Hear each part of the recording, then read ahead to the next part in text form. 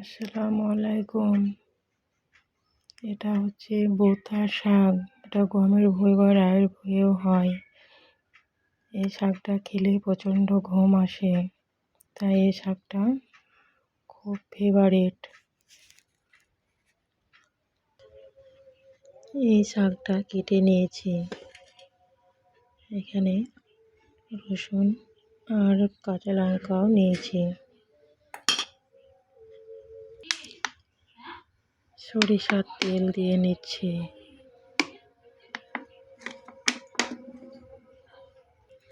তেলে এইগুলো পুড়িয়ে নেব।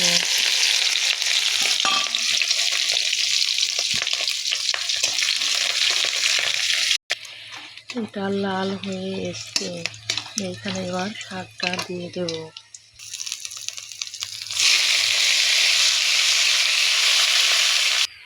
এই তরকারিটায় তেমন কোনো মশলা লাগে না। লবণ আর কাঁচা লঙ্কা, রসুন স্বাদ মতো দিলে আর সরিষার তেল, এতেই খুব টেস্টি হয়। অল্প মতো হলুদ দেব।